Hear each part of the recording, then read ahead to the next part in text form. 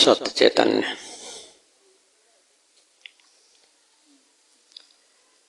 एक बहन का सवाल है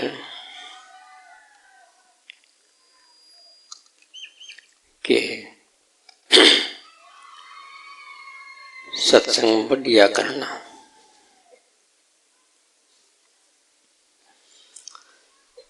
मैंने कहा कि सत्संग तो सब बढ़िया ही होते हैं।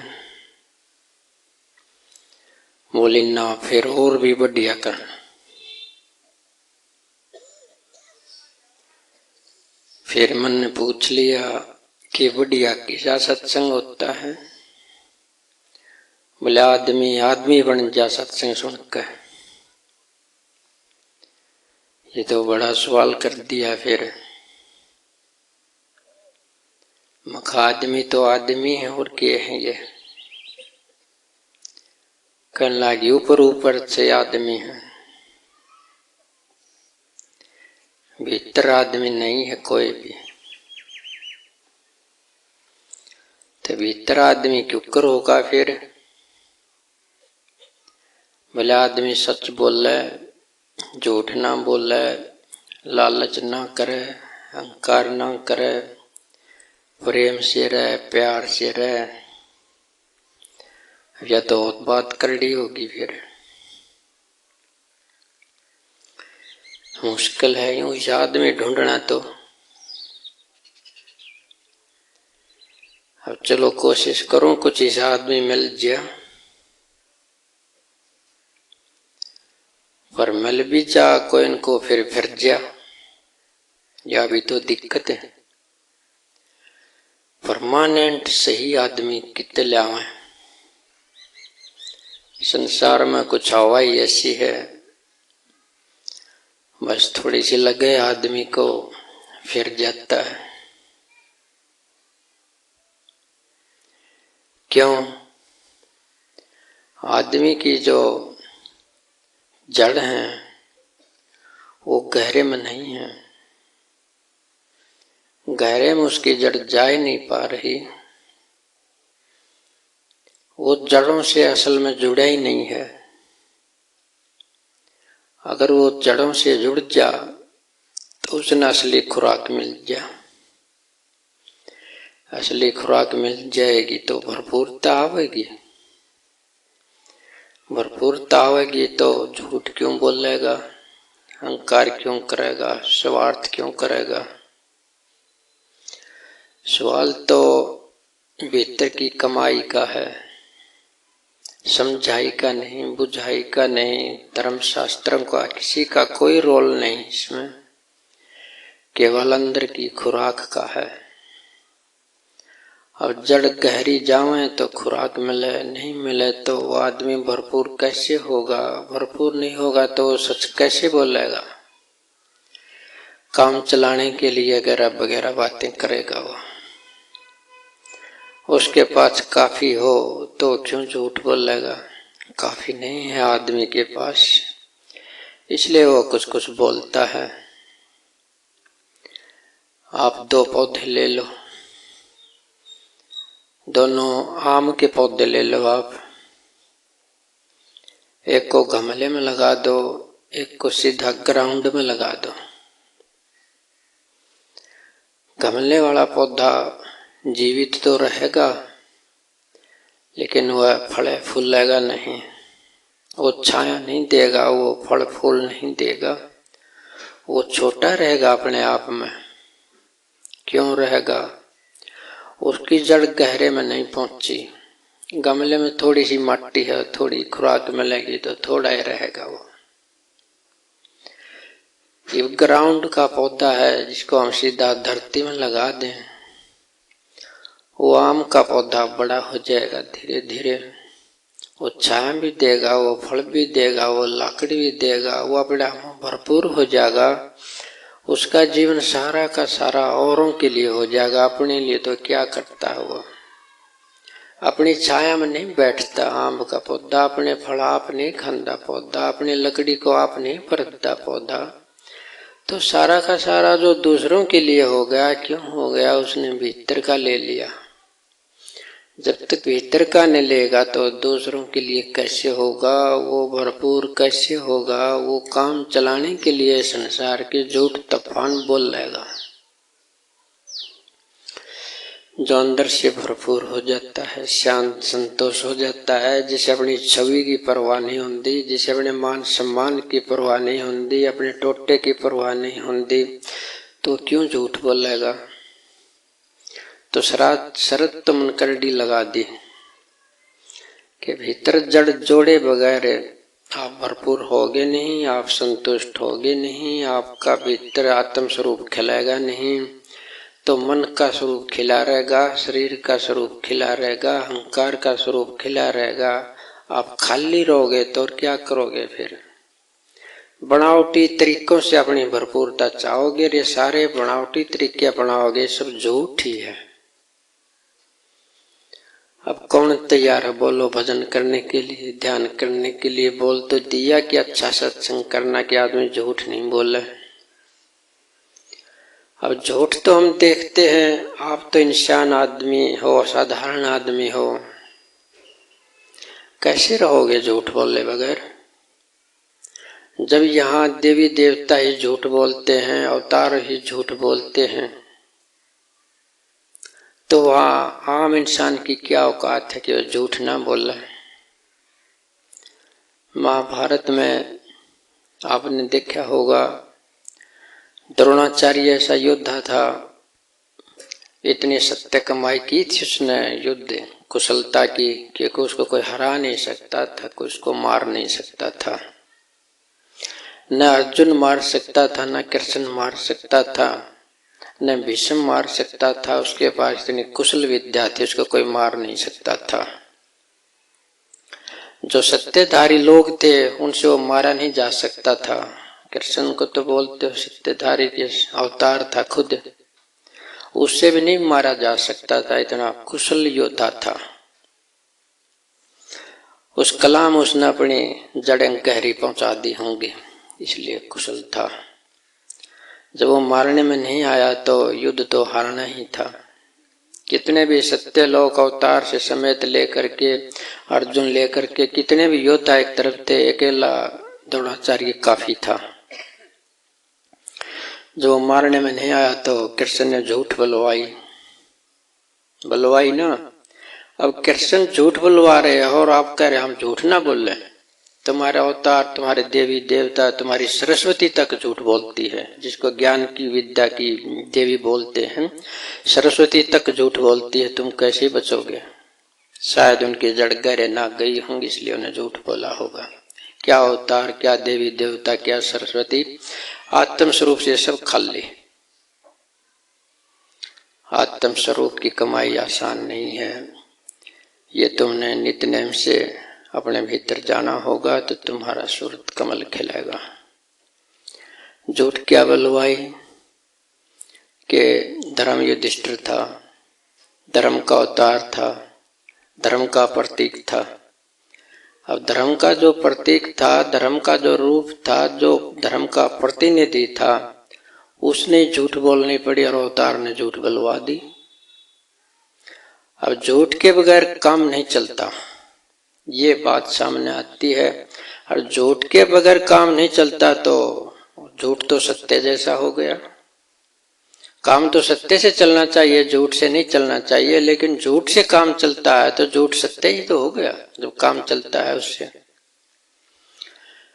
तो कृष्ण ने उसको कह दिया कि थोड़ा सा झूठ बोलना पड़ेगा, नहीं तो द्रोणाचार्य मारा नहीं जाएगा, धर्म युद्ध जीता नहीं जाएगा। धर्म युद्ध को जीत रहे हैं और झूठ बोल को जीत रहे हैं। धर्म युद्ध को तो सत्य बोल को जीतना चाहिए। अब बोलो कैसे निर्णय लोगे आप। तो झूठ कितना प्रभावशाली है, कितना सत्य जैसा बना लिया है, और आप कैसे चूकोगे। आप तो बोल जाओगे, न चाहते हुए बोल जाओगे। आदत सी पड़ गई है झूठ बोलने की, छोटी छोटी बात की, जहां जरूरत ना हो तो भी बोल देते हैं। तो क्या झूठ बुलवा दी कि अश्वत्थामा मारा गया, नर था या कुंज। अब नर तो आदमी को बोलते हैं, कुंज हाथी को बोलते हैं। और तो धर्म युधिष्ठिर ने थोड़ा ऐतराज भी किया कि मैं झूठ कैसे बोलूं, मैं तो धर्म रूप हूं। कि धर्म रूप है तो धर्म हारेगा, झूठ नहीं बोली तो। मैं झूठ का मतलब समझा रहा हूं कि कितना त्याग चाहिए, हार जाना चाहिए तो भी सत्य ही बोलना चाहिए, हारना मंजूर नहीं है, असत्य मंजूर है। हार जाओ, सत्य ही बोलना है तो सत्य की कीमत रखनी है तो हारना मजबूर करना होगा, तब जाके तुम सत्य को पा सकते हो, नहीं तो नहीं पा सकते। तो उसने धर्म युधिष्ठिर ने बोल दिया, अश्वत्थामा मारा गया। बस इतना ही बोला था, इतने में वो ढोल नगारे बजवा दिए। आगे बात पूरी नहीं होने दी। आगे पूरी बात हो जाती तो पता भी चल जाए कि भाई हाथी मारा है कि कोई आदमी मरा है। अश्वत्थामा उसके द्रोणाचार्य के बेटे का नाम था। और द्रोणाचार्य ने कह रखा था अगर मेरा बेटा मारा जाता है तो मैं हथियार डाल सकूं हूं। तो उसने इतना ही सुना था कि अश्वत्थामा मारा गया, उसने समझा मेरा बेटा मारा गया। अब नाद नगारे बजवाए, आदाई वाक्य बोलने दिया कि अश्वत्थामा मारा, ये भी तो छल है, ये भी तो झूठ है। झूठ की महिमा बता रहा हूं मैं आपको। तो करड़ी जो है कमर कस लो, अगर सत्य बोलना है तो मरने की परवाह नहीं करनी, हारने की परवाह नहीं करनी, अपनी छवि खराब हो जाए ये परवाह नहीं करनी, अपने मान सम्मान की परवाह नहीं करनी, अपने टोटे नफे की परवाह नहीं करनी, अगर सत्य ही बोलना है तो। हरिश्चंद्र ने देखो क्या क्या किया था सत्य बोलने के लिए। कर सकते हैं ऐसे, सत्य के लिए तो ये करना होगा। बड़ी परीक्षा है। तो वो ढोल बजवा दिए, इतना ही सुन दिया कि अश्वत्थामा मारा गया। वो शोक से भर गया द्रोणाचार्य, और वो हथियार डाल दिए तो उसको मार दिया गया। ये झूठ से सत्य वाला काम ले लिया, झूठ से काम चला लिया, झूठ से धर्म युद्ध को जीत लिया। अब ये धर्म युद्ध को जीतता है कि अधर्म युद्ध को जीतता है? जो झूठ बोल के जो जीतता है, जो पाया है, तो वह धर्म नहीं हो गया? झूठ बोलना अधर्म नहीं है क्या? झूठ सबसे पाप, झूठ सबसे बड़ा अधर्म। और ये हमारे देवी देवता बोलते रहे हैं, हमारे अवतार पीर पैगंबर बोलते रहे हैं। अब देख लो, मन बता तो दिया। सच्चा बोलना है तो सत्संग तो मैं सुना ही रहा हूँ, करड़ाई तो होगा ही सत्संग। क्यों वेदानी तो कह रही थी, अब तो खुद कर लेगी ये काम, तो जाते करा झूठ बोल लेगी। मैं समझाने लग रहा हूं, है ना, कि तो थोड़ी बहुत देर होगी ना तो पूछ लेगा घर वाला कित रही थी, तो सही नहीं बताओगी, कुछ न कुछ उल्ट बताओगी कि ये फील ना करे, ये गुस्सा ना करे।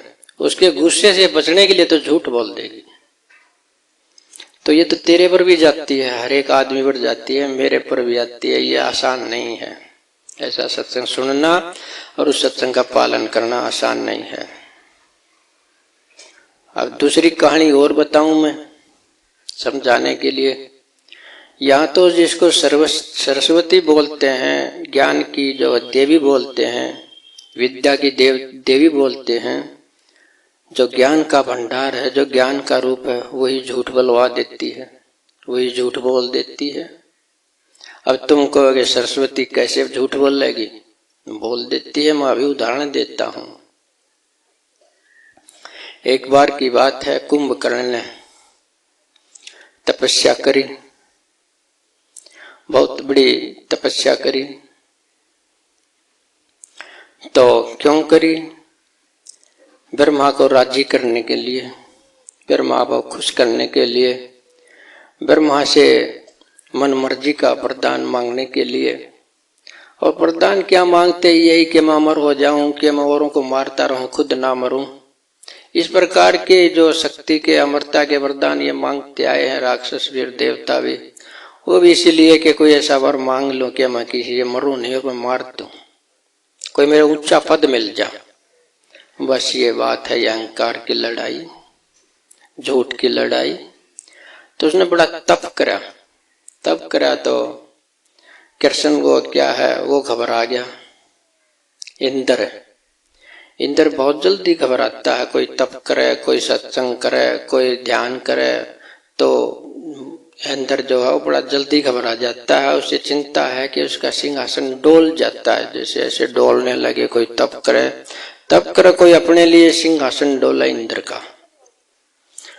तो इंद्र ने चिंता हो गई।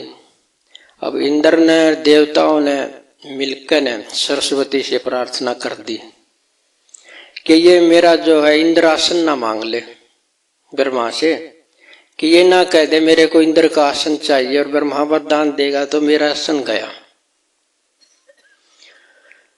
तो देवताओं ने इकट्ठे होकर के, इंद्र ने इकट्ठा होकर के प्रार्थना कर दी सरस्वती का आज्ञा। अब किसी की भक्ति बोलो तो उल्टा काम करने खातिर भी राजी हो जाते हैं। देवी देवता अगर उनकी भक्ति कर ले तो समझे, वो भी कर लेते हैं। तो क्या हुआ, सरस्वती को कहने लगे कि तू जो वरदान मांगे कुंभकर्ण, उसकी जिह्वा पर बैठ जाना और जो वो मांगे उसे उल्टा बुलवा देना, झूठ बुलवा देना, उसको सम्मोहित कर देना अपनी तरफ से। तो वो वरदान मांगना था उसने कि इंद्र आसन मिल जा, इंद्र का सिंहासन मिल जा। वरदान ये मांगना था उसने ब्रह्मा से, और मांग लिया ये कि मुझे निंद्रा आसन मिल जा। निंद्रा आसन के मैं निंद्रा में पड़ा रहूं। क्यों मांग लिया उसने? कहते हैं कि सरस्वती उसकी जीभ वहां पर बैठ गई, ये उल्टा वाक्य बुलवा दिया। अब सरस्वती सा काम करवावेगी, झूठ बुलवावेगी, उल्टा सुल्टा काम करेगी, तो वह सरस्वती है क्या? अविद्या है। वह सरस्वती नहीं हो सकती। ऐसी जो जिसकी दूसरे जीभ पर बैठे उल्टे शब्द बुलवावे, तो ये झूठ तो सरस्वती तक बुलवा रहे हैं, तुम कैसे छोड़ोगे? ये झूठ तो वहां तक बुलवा रहे हैं। पर मैं तो ये सोचता हूं कि हो सकता है ये सब की जिब्बा पर सरस्वती बैठ गई हो कदे। हाँ, कुंभकर्ण की जीभ पर बैठ सके है तो आपकी जीभ पर बैठ जाना क्या लगेगा उसको? खूब बर्गर खाएगी जीभ पर बैठ के, खूब सारे आजकल के पकवान खावेगी, जलेबी खावेगी, लड्डू खावेगी, उसने के बेरा मिल रहा ना मिल रहा है, झूठ बुलवावेगी। मुझे ऐसा लगे है कि वह बैठेगी जरूर। हाँ, if सरस्वती आपकी जीभ पर बैठेगी तो काम क्यों कर चलेगा? सरस्वती का काम है सत्य बोलना, सत्य बुलवाना। और वो सरस्वती ऐसी सत्संगों में काम करने लगी तो फिर क्या करोगे? अगर कोई महाराज जी बधागा डाडी गेर के पराना कंधे पर सच धज कर बैठ कर बनकर बंदड़ा साहब लाग गया तो बोलन, झूठ बोलन, कोई नहीं बात बनेगी फिर तो, है ना? तो देख लो भाई, ये महात्मा की जीभ पे बैठगी तो या तो बैठी उड़ लगाया है मैंने इस तरह से, तो जब यह काम ऐसा कर सके है तो भैया विद्या विद्या तो कुछ नहीं, अविद्या हो गई है तो। और अविद्या ही बैठी है जीभ पर। कौन बैठा है आजकल? कि और कोई बैठा है? सब ड्रामेकार बैठे हैं। ड्रामेकार और क्या करेंगे? झूठ तो बोल लेंगे।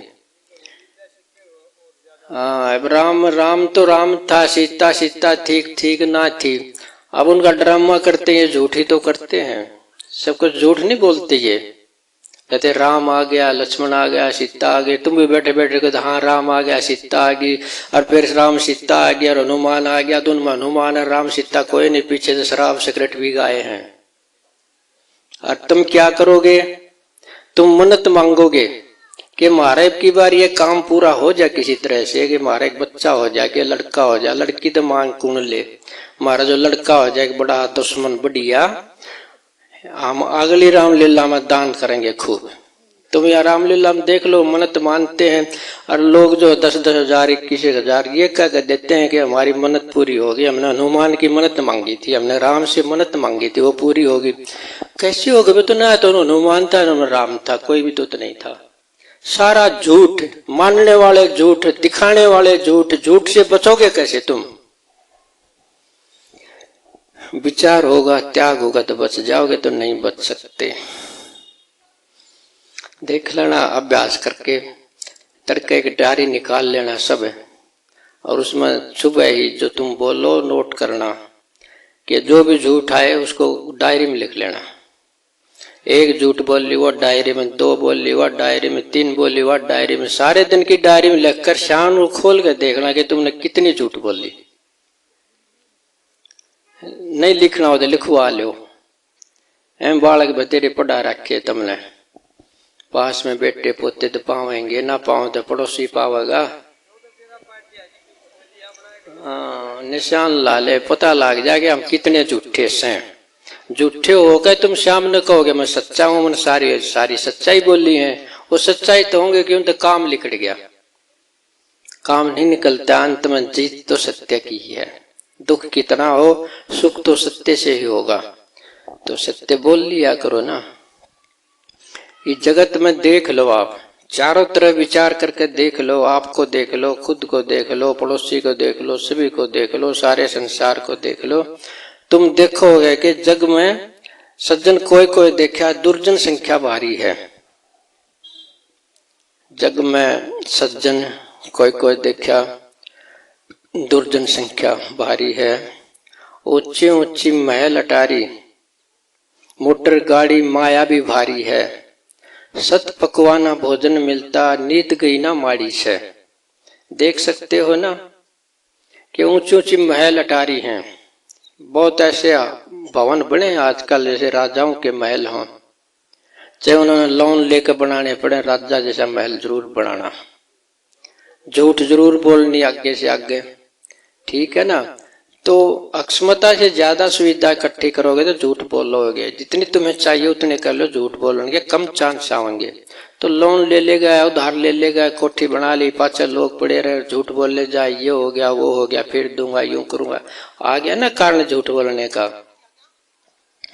तो ऊंची ऊंची बड़े महल हैं, बड़ी अटारियां हैं, गाड़ी है, मोटर है, माया है, बड़ी भारी है। और घर में खान पीने की भी कोई तंगी नहीं है, पढ़ने की भी कोई तंगी नहीं है, सारी सुविधा है। पर नीत गई ना माड़ी, नीत वाही की वाह। पेट भरा है, गल तक भरे हैं, नाका तक भरे हैं लोग, इतने धन दौलत से, पर नीत वाही माड़ी। क्यों भाई? क्यों? क्योंकि जड़ ऊपर है, जड़ गहरे नहीं गई है। वो संतोष में नहीं पहुंचे, वो शांति में नहीं पहुंचे, वो प्रेम प्यार में नहीं पहुंचे, वो स्वरूप में नहीं बीचे, सूरत कमल उनमें नहीं खिला। जब सूरत कमल खिल जावे, सुरता विमल जीवन बितावे, जब आपका जो स्वरूप खिल जाएगा, भीतर आत्मा का स्वरूप खिल जाएगा, जब वो प्रकट हो जाएगा, जब आप खुद पूरे रूप में आ जाओगे तो विमल जीवन बिताओगे, शुद्ध जीवन बिताओगे, अशुद्ध बिता ही नहीं सकते। मान सरोवर आत्म तेरा वाम गोता लाले, समझे ना। मान सरोवर है तुम्हारा, आत्म मौन सरोवर है, बिल्कुल सुख शांत, उसमें गोता लाले। बुरा बैल सूक्ष्म मैल फिर नीचे वहां से शुद्धता पाले। तुम अपने स्वरूप में तो गोता लगाते नहीं, बस छोटे मोटे तीर्थ आगे उनमें जाकर गोता मारोगे, जाकर किधर गंगा में डूबोगे, किधर जमुना में डूबोगे, किधर पिंडारे में डूबोगे, नहीं जाने किस डूबने लेटड़ा मिल जाए उसमें डूबोगे। समझ गए इस बात ने? तो हंसा पाया मान सरोवर, फिर ताल तलिया क्यों डोले। जब हंसा ने जब मान सरोवर पा गया, ऐसा सरोवर पा गया जहाँ हीरे मोती सब चीजें बहुत ज्यादा हैं, लाल हैं, उनको खाएगा कि वो ताल तलिया क्यों डोलेगा। जब सरोवर मिल गया, पूरा एक समुद्र मिल गया है, वो छोटे छोटे तालों पर क्यों डूबेगा। तो ये सरोवर आपने पाना है तो भीतर जाओ, अपनी जड़ सीधी ग्राउंड में जमा लो, गमले में ना जमा कर बैठ जाओ, छोटे छोटे रह जाओगे, न आप पूरे हो पाओगे न किसी को सुख दे पाओगे। यूं का तुम जैसे आओगे यूं के त्यों चले जाओगे। तो मेरे कहने से जिसके पास नाम हो, ध्यान विधि हो, वो 2 टाइम बैठ लिया करो, नेम टाइम से बैठ लिया करो। देखो नेम टाइम से बैठे बगैर काम बनेगा नहीं। एक बार कुछ समय तो नेम टेम देना पड़ेगा। जब नेम टेम से तुम असली जगह आ जाओगे, केंद्र में आ जाओगे, फिर चाहे नेम टेम एक बार उग भी जाए तो कोई दिक्कत नहीं है। फिर दोबारा जब बैठोगे तो यूं के तुम बैठोगे, लेकिन कुछ समय तो आपने नेम टेम देना पड़ेगा। जैसे पाठ करते 41 दिन का, 21 दिन का, इस तरह से लगातार आपने कुछ दिन नाम ध्यान का, भजन का, ये नेम टेम तो बढ़ाना ही होगा। जब तुमने भीतर स्वरूप में जाना है, जब तुमने झूठ से बचना है, अंदर जाना ही जाना होगा। कल मैं एक छोटी सी खबर पढ़ रहा था। अमेरिका की एक लड़की है 7 साल की, 7 साल की लड़की है वो, और वो 80 किलो वजन उठा लेती है, 80 किलो। और वो फर्स्ट आई है सबसे छोटी उम्र में। 80 किलो 7 साल की लड़की कितनी होती है? 80 किलो 2 मन होता है, 2 मन को वो उठा लेती है। तो उसका इंटरव्यू लिया गया कि तो ये 2 मन कैसे उठाने लगी छोटी सी उम्र में? कह लगी कि मैं शुरू में 10-10 ग्राम 20-20 ग्राम उठाने लगी थी, और मैंने उसको डेली उठाया, धीरे धीरे उठाते उठाया, लेकिन उठाया डेली। तो इसका राज यही है कि मैंने डेली उठाया, नियम से उठाया। आज 80 किलो उठा सकती हूँ। अगर बीच बीच में उठाना छोड़ दी तो मैं आज 80 किलो नहीं उठा सकती थी। ये इंटरव्यू उसने दिया है। उन्हें सरल शब्दों में ये कहा कि नियमित रूप से, निरंतर रूप से अभ्यास करना जरूरी है, जब जाके सफलता मिल सकती है। अरे ये हम करते नहीं करते ना। बस ऐसा है ये संसार का ऐसा झोल है, इस माया का ऐसा झोल है, जाते तुम्हारी आंखों पर दिमाग में फिर जाएगा और अपने आप को ही भूल जाओगे, अपने जन्म को ही भूल जाओगे। क्यों हुआ है? सब भूल भाल के भूल भलैया में जन्म को खो के चले जाओगे। जो के तुम आए, जो के तो चले जाओगे। तो ऊंची ऊंची महल अटारी, मोटर गाड़ी माया भी भारी, सत पकवाना भोजन मिलता, नीत गई न माड़ी। एमए कर ली, बीए कर ली, मिलगी नौकरी सरकारी, 10-20 हजार महीना लेता, पर रिश्वत लेवे करारी। है ना ऐसा ही? कौन बचता है आजकल?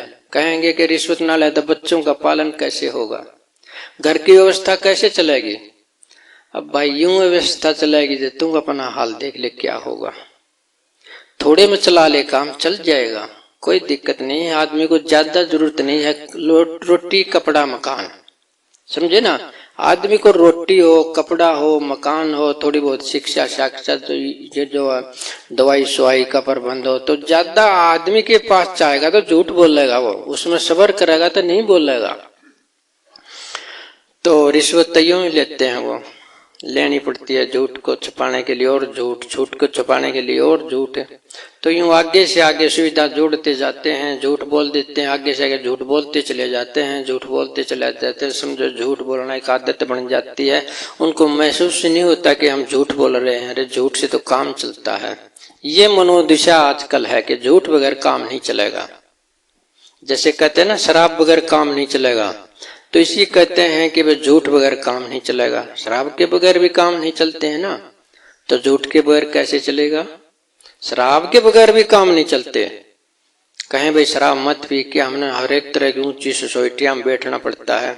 ऊंची सोसाइटी में घूट ला लें तो हमारी जान पहचान नहीं हो, काम नहीं लिखने। कोई शराब कोई अफसर से काम लेना हो तो एक बोतल दे दे, उससे काम चल जाता है। 10,000 दे, उससे काम नहीं चलता, एक बोतल से काम चल जाता है। बोतल तो बहुत कीमती है।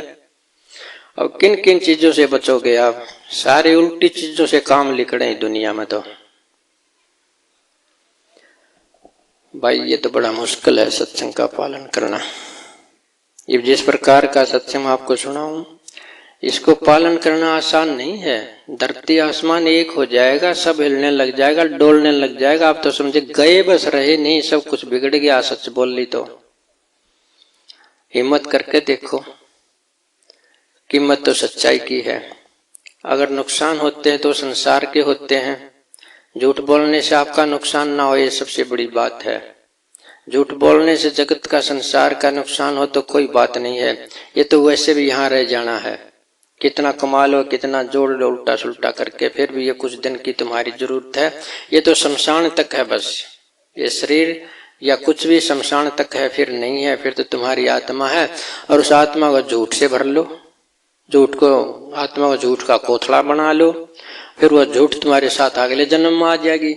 पाछले जन्म की झूठ, इसलिए जन्म की झूठ, अनेकों जन्मों की झूठ। झूठ का तो कुंदड़ा पड़ा है भीतर, कैसे बचोगे?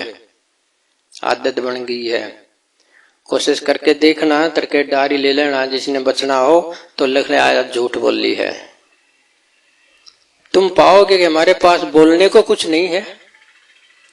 ऐसा लिख लिया ना, तुम पाओगे हमारे पास बोलने को बहुत थोड़ा है, सारे दिन हम बोल इसलिए रह गए झूठ का सारा है, बच्चे इसलिए रह गए झूठ का सारा है, कमाई इसलिए रहे झूठ का सारा है।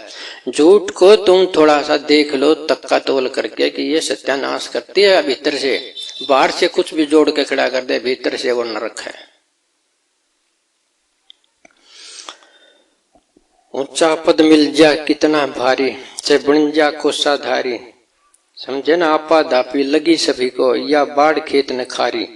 समझे, साधो जग में सज्जन कोई कोई देखा, दुर्जन संख्या भारी। देखते नहीं क्या तुम, राजनीति में लगा लो या और कहीं लगा लो, बड़े बड़े जो पद मिल जाते हैं, कोषा के अधिकारी बन जाते हैं, धन दौलत के वो अधिकारी बन जाते हैं, फिर भी वो क्या करते हैं, वो शोषण करते हैं जनता का। वो थे तो इसलिए कि जनता की बाढ़ के, जनता की रुखाड़ करें, रक्षा करें, लेकिन उल्टी बाढ़, उल्टे वो जो ऊपर के जो पदाधारी हैं वो जनता शोषण करने लग जाते हैं, तो हम कैसे बचेंगे। सत्संग तो दुनिया में देखते हो आप, सत्संग सुनता कौन है? सत्संग कोई नहीं सुनता है, अपने मन की सुनते हैं, अपने लोभ की, लालच की, स्वार्थ के, अपने अहंकार की सुनते हैं। आपके अंदर एक चीज है, मैं बताऊंगा आपने, वो चीज है तुम्हारी अंतरात्मा, वो तुम्हारी पवित्र आत्मा, अंतरात्मा। उसके अंदर प्रेम की सिवाय कुछ नहीं भरा है, उसके अंदर एकपन की सिवाय कुछ नहीं भरा है, उसमें अहंकार कितना भी नहीं भरा है, उसमें निंदा, चुगली, द्वेष, द्वैत कुछ नहीं भरा है। वो बिल्कुल प्योर परमात्मा जैसी तुम्हारी अंतरात्मा है, गुरु जैसी तुम्हारी अंतरात्मा है, सारे सिद्धांत उसी से निकले हैं, सारी नैतिकता उसी के अंदर निकली है। तो उसका तुम पालन करके देख लो, उसका पालन करके देख लो। आपके अंदर जो आपकी अंतरात्मा है वो हर समय आपको टोकती है कि ये मत कर, ये गलत है, और तुम कर लेते हो, जाने दे कोई बात नहीं। अपनी अंतर आत्मा की बात को तुम ऐसा समझ लेते हो जैसे पड़ोसी की आवाज है, ये तो वैसे ही है, जाने दे इसको।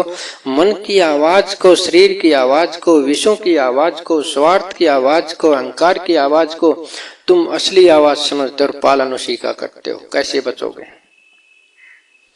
बस छोटी सी चीज है, आपके अंदर एक ही सूत्र है, आत्म अनुसरण, आत्म योग।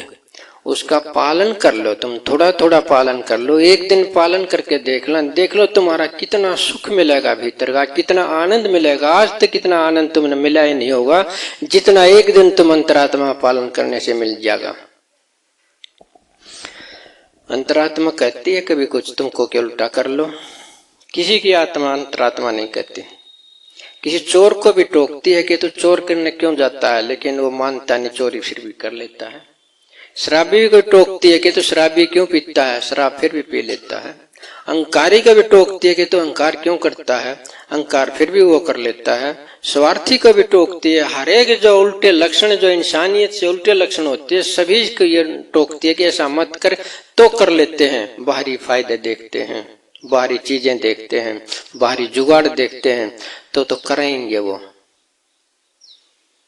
बाहरी का नुकसान का सहन करने का थोड़ा सा तुम हिम्मत कर लो तो कोई बड़ी बात नहीं है कि तुम सच्चे इंसान बन जाओगे। जैसे उन्होंने कहा है कि आदमी आदमी बन जा, आदमी आदमी बन जा, समझते हो? आदमी आदमी बन जा, ये क्या है? सभी आदमी तो बैठे नजर आ रहे हैं, लेकिन भीतर से देखे खुद को ही देख ले तो कैसे कहेगा कि मैं आदमी हूं? सच बोल लगा तो कहेगा मैं आदमी नहीं, मैं हवान हूं, यूं कहेगा। अगर सच बोलेगा तो मुश्किल है, झूठ बोलेगा तो काम चलेगा, तो झूठे तो बोल देगा। एक अहंकार की जो बीमारी है आदमी के अंदर, ये कहते हैं कि हर एक इंसान से कितना भी महान हो, उसमें एक आखिरी बीमारी होती है। बड़े आदमी में भी जो महान कहते हैं ना, जिनको लोग जानते हैं, सब देवी देवता सरस्वती वगैरह, हमने सभी कुछ तो बता दिया, महान आदमी महापुरुष भी इसमें आगे कहते हैं इनमें एक ही आखिरी बीमारी होती है। वो आखिरी बीमारी क्या है? वो है अहंकार की। कितना भी बड़ा आदमी हो जाए, कितने विद्वान हो जाए, कम से कम मान सम्मान तो वो चाहता है। भैया मान सम्मान चाह लेना, अपनी प्रसिद्धि चाह लेना कि मेरे को सब जाने, ये बड़े आदमी नहीं होती क्या? ये आखिरी बीमारी बताया है अहंकार की, कि आखिरी बीमारी ये भी निकल जाए तो आदमी जो है परमात्मा हो जाए। ये नहीं निकलने माती। एक स्टोरी सुनी होगी आपने, महाभारत में पांडवों ने जो है आखिर में 35-36 साल राज करने के बाद उन्होंने चाहा कि अब तो संन्यास ले लें, अब तो स्वर्ग आरोहण कर लें, कि स्वर्ग में जाने का उन्होंने अपना रास्ता अपनाया। तो यात्रा करते करते जो है वो हिमालय में चले गए। पांडु हिमालय में चले गए। कहते हैं जाते जाते सबसे पहले द्रौपदी गिर गई। सुनी होगी ना तुमने कि द्रौपदी गिर गई। अब द्रौपदी को तो कहते हैं शक्ति का प्रतीक है, वह सबसे पहले गिर गई। उसमें कमजोरी थी, चाहे वो शक्ति थी, चाहे विष्णु माता थी, वो चाहे कुछ भी थी, उसमें एक कमी थी। वो थी जो थी पक्षपात की थी, पक्षपात की। तो द्रौपदी गिर गई सबसे पहले चलते चलते यात्रा में। तो धर्म युधिष्ठिर पूछ लिया भीम ने कि ये क्यों गिर गई, कि ये पक्षपात करती थी, ये अर्जुन से ज्यादा प्रेम करती थी और उसे इतना नहीं करती थी, पक्षपात था इसमें, इसलिए गिर ली। और पक्षपात तब होगा जब अहंकार होगा, जब इकाई रूप में होगा आदमी तभी तो पक्षपात करेगा। जब सर्व रूप में होगा तो क्यों पक्षपात करेगा? सभी एक से लगेंगे, अर्जुन भी वैसा लगेगा, भीम भी वैसा ही लगेगा, सहदेव नकुल सब ऐसे ही लगेंगे। लेकिन वो इकाई रूप में थे, अहम रूप में थे, इसलिए अर्जुन के साथ ज्यादा थी और के साथ कम थी। ये पक्षपात था इसमें, अहम की उपस्थिति, इसलिए गिर गई। एक गिर गई, क्यों गिर गई? अहंकार के कारण, अहम के कारण एक गिर गई। फिर थोड़ा सा चाल कर गिर गया। कौन? सहदेव। सहदेव गिर गया। भीम ने पूछा कि सहदेव क्यों गिर गया? कि ये सहदेव इसलिए गिर गया कि इसने विद्वान, अपना विद्वान पढ़ा था, जो इसका ज्ञान पढ़ा था, जो इसकी अपनी समझ थी, उस पर अहंकार था इसने कि मैं ज्यादा विद्वान हूं औरों से, मैं ज्यादा जानता हूं औरों से, अपनी विद्वता पर ये घमंड करता था। उस घमंड के कारण मर गया। मरा ना, वो भी अहंकार के कारण। आखिरी बीमारी ये सब में नहीं है क्या? ये ले डूबती है, ये सारा उल्टे काम यही कराती है, सारे उपद्रवों का कारण घर में के बाहर यही है। इसको थोड़ा तुम भीतर जाके ही खत्म कर सकते हो। मैंने कहा था अपनी जड़ थोड़े ही ग्राउंड में जमा लो, अंदर की वो आ जाएगी जो स्वरूप है आपका, फिर नहीं होगा ऐसा, पता चल जाएगा हम क्या हैं। जब तक ये पता नहीं चलता हम क्या हैं तो हम अहंकार करेंगे, घमंड करेंगे। तो आगे चल के नकुल भी गिर गया। नकुल गिर गया, उसका कारण पूछा कि नकुल क्यों गिर गया? कि नकुल को अपने रूप का अहंकार था, ये अपने आप को और से ज्यादा रूपवान मानता था, सुंदर मानता था। अब ये बता रहे हैं कि अहंकार के कई कई टाइप हैं, समझे ना। उन ज्ञान का अहंकार था, उन्हें रूप का अहंकार है, समझ के इस बात ने। तो आगे जाकर के और गिर गया एक अर्जुन गिर गया। आपकी बार कहेंगे अर्जुन क्यों गिर गया? किसने अपना धनुष था जो इस पर घमंड था, ये अपने आप को और लोगों से ज्यादा बड़ा सर्वश्रेष्ठ धनुर्धर मानता था कि मेरे से मुकाबले में और धनुष चलाने वाला कोई नहीं था। इसमें ये अहंकार था सूक्ष्म रूप से, जिन्हें रूप से, इसलिए ये भी गिर गया, समझे ना। आगे जाकर क्या हुआ? भीम भी गिर गया। भीम के बारे में पूछा गया, भीम गिरने लगा कि मैं क्यों गिर रहा हूं, मैं क्यों गिर गया? कि तेरे को भी अपनी ताकत पर, बल पर अहंकार था कि मैं ये कर दूं, मैं वो कर दूं, इसलिए बल का भी अहंकार हो जाता है, जन का भी अहंकार हो जाता है, धन का भी अहंकार हो जाता है, रूप का भी अहंकार हो जाता है, ज्ञान का भी अहंकार हो जाता है, न जाने किस चीज का हो जाए। इससे बचना है, ये सूक्ष्म है। ये मोटी माया सब झिन्नी तजी न जा, पीर पैगंबर होलिया सब झिन्नी न खाए। मोटी माया सब तज दे हैं, घर ने तज दें, बाल बच्चों ने तल दें, धन दौलत ने तल दें, लेकिन भीतरिया जो सूक्ष्म माया है, जो अहंकार की ये जो झिन्नी माया तजी ना जा, सब पीर पैगंबर होलिया सब इसी ने खा लिए। तो ये भीतर की जो झिन्नी माया है, ये अहंकार की है, तो ये तो भाई कर देगी काम ने। आखिर में कुत्ता एक साथ उसके रह गया, कि कुत्ता उसके साथ रह गया, सारे वो बाकी गिर गए अपने अपने अवगुण के कारण, अपने अपने दोष के कारण। तो कुत्ता साथ में था और वो धर्मराज प्रकट हुआ के चाल भाई स्वर्ग में भी। चाल बिला जी कुत्ता रे, ये मेरे भाई तो सारे गिर गए, द्रौपदी भी गिर गई, और ये कुत्ता मेरे साथ है, ये तो मेरी शरण में है, मैं तो इसके बगैर ना जाऊं, स्वर्ग में इसके बगैर नहीं जाऊंगा। यहाँ ये प्रकट है किस चीज का लक्षण है, ये प्रेम का लक्षण है, या अहंकार से ऊपर का लक्षण है, प्रेम का लक्षण। जहाँ प्रेम होगा वहाँ अहंकार नहीं हो सकता। कहने लगा कुत्ते भी जा करें कदे स्वर्ग में, मनुष्य जाते हैं, धर्मात्मा जाते हैं। कहने लगा जी ये सच्चा है, ये साथ है मेरे में, वो बाकी तो गिर गए, उनमें तो दोष थे, इसमें तो कोई दोष भी नहीं है। कुत्ते को नहीं ले जाते तो मैं भी नहीं जाता।